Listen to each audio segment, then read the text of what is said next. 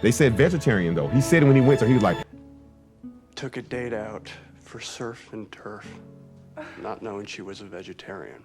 Well, I'm a libertarian, so they can do whatever they want. no, you're not. Okay, so the Did you hear what I flip just side- said? I did. I don't think you did. I'm trying real hard here, man. I'm trying.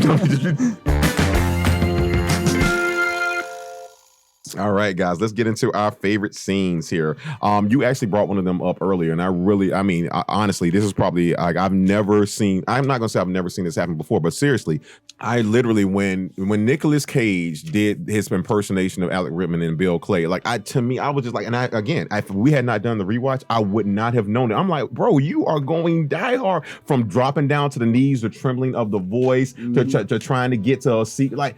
Alec Rittman somewhere is like, you know what? He's smiling somewhere because he really did that. That was one of my favorite scenes of the film. Well, I think you better pull the trigger. I think my favorite scene of the whole movie is the Father Troy. Hallelujah! Hallelujah! Hallelujah! When he from when he first walks in and he does the old Ben Stiller from Heavyweights. That is out of here, mister! I have a note there that says that was the last time anyone let Nicolas Cage improvise. It was so great, but it was just like... Especially with an extra. That poor girl. Because I was like, wait a minute, she's going to show back up later in the movie, right? I just knew she was a plot thing. Yeah. She's nowhere else in the movie. She's just there to get her ass grabbed. But that's what makes it so weird, because you expect to see her later and you don't. Like, wait a minute, he just grabbed some random chick's ass? Oh, yeah. And she's with it? Yeah. All right. Peter. That was great, man. No, I do have that there. I call that the dance, Medusa neck type movement. It was the layer. One of the shots I really loved was the shot of a bloody Castor Troy reflected through the glasses of the doctor. That was more so on the cinematographer for that shot. That was amazing. You get like a Joker feel, and clearly you can see that they went practical with that, which I'm happy, instead of going CGI, because all you see is a reflection of the doctor's glasses, and you see clearly they smothered a bunch of blood on his face, but you still see the smile, like the Joker's smile on it. He's smoking a cigarette. I'm just like, man, like, and I also told myself, this is one time where you can really see what a cigarette's doing to you real time. Yeah, that was a great scene. Oh, very great shot. Nicolas Cage doing his Bravo. Bra fucking bo. Connection. You don't, Mr. Rest in Peace. No, here we go. There we go. The Joker. Oh, yeah. That's what I do, man. I'm trying to be like you. Oh, yeah. Trying to be like you. Trying to be like you, man. Good. Trying to be like you. Hey, I'm trying. Stop. Motherfucker said stop. All right, in prison, I'm Castor Troy. I'm Castor Troy! And that maniacal cry that he does.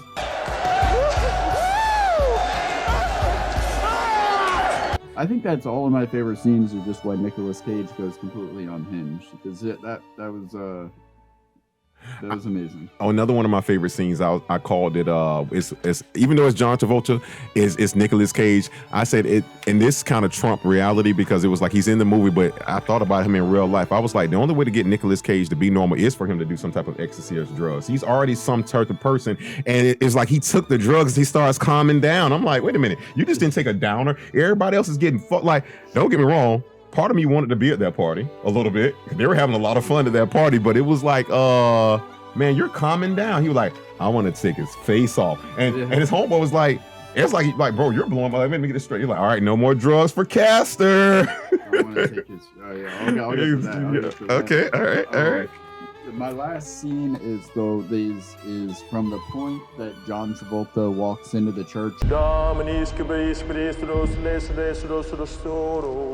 Travolta played a very I wouldn't say a good bad guy, but he was an interesting bad guy to watch him try. You get licking. To do that. But when he walks into the church and the dove comes flying in typical John Woo fashion. The best trained doves I've ever seen in any film in my life, by the way. Oh, those are John Woo's personal doves.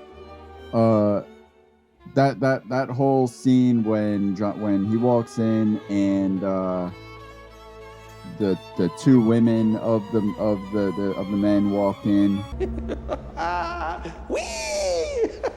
what a predicament. It went from one of my favorite scenes. The reason I took it out because it went from one of my most favorite scenes to not at all because I thought there was overkill. Then when the cops came in behind, I'm like, all right, guys, we don't need the double. Crazy as Tenet was, that scene breaks my mind. I'm trying so hard to wrap my hair. Okay.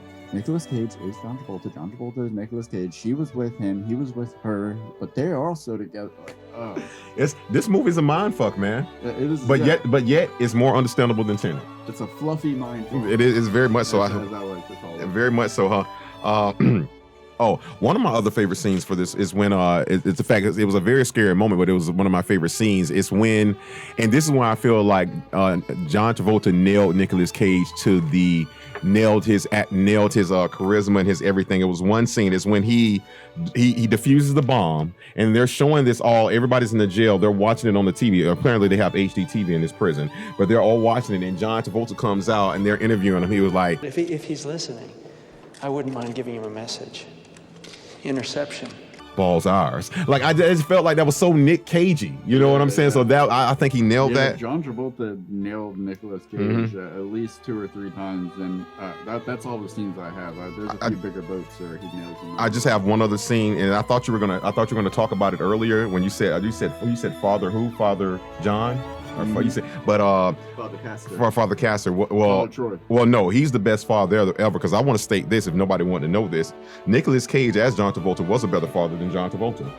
You're kicking Danny Masterson's ass. You're smoking cigs in front of your kid. You're giving her a knife, sticking it in and twist it so it opens up. I'm like, he's showing his family more attention. No. Yeah.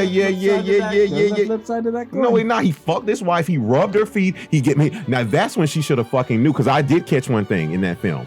When he made that candlelit thing, see, this was something that I know no one caught. What was on that table? Was lobster not on that table? His wife is a vegetarian. So she should have known he would not have made her lobster. John, I'm here if you need me next time. Maybe a pescatarian, though. They said vegetarian, though. He said it when he went to her, he was like, Took a date out for surf and turf, not knowing she was a vegetarian. Well, I'm a libertarian, so they can do whatever they want. no, you're not. Okay, so Did you hear what I just said? I did. I don't think you did. I'm trying real hard here, man. I'm trying. You hear it? If you'd like to say it again, I will listen again. No, I did listen the first time. No. If you heard this, cool. I did. All right. The fish. No, he made her lobster. Yes, and she's a vegetarian. So that's when she should have known that it was not him. But she might be a pescatarian. No, because some pescatarian. No, I don't know because they say it specifically when he comes back later. When she found out it was really John, he was like, "We went out on a date. Your chip got tooth. We took your doctor. He fixed the wrong tooth, and I took you to this restaurant because I didn't know you were vegetarian. So all you ate was bread." Okay, you got me there, sir. Thank you. You got me. Thank you. Sorry. But the flip side of that coin is just Castor Troy as Sean Archer, Nicolas Cage as John Travolta is not the better father, not the better husband. Do tell. I request elaboration. Because he kicked Masterson's ass. The rapist? Yeah, he did. Yeah, that's almost like to say a necessary evil, or like this guy is doing a terrible thing for a terrible reason. Did he just fuck his wife, or did he wine and dine her? He could have just fucked her. He wined and dined her. He read her diary and understood her, David. Royal, huh? He's a sociopath. So am I. Okay, but he only kicked that boy's ass because he wanted to fuck the daughter. There's not a flip side to that coin, and that is what's scary because the plot thickens. And he just and your wife astutely said during that scene when we were watching it together.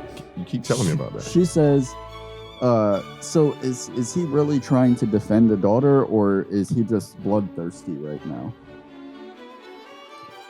And is he really trying to woo the wife? Woo, John Woo, shout out. Or is he just horny?" Probably both. I I'm would just say saying, that. It was very cool to watch him kick Masterson's ass. Like, yeah. Speaking of good watching, job. nobody talked about that. Paulus was a cuckold. He loved to watch. He called his bro. She's really enjoying me and you. Oh, like, yeah, Pollux. Good. Good. All right, Pollux.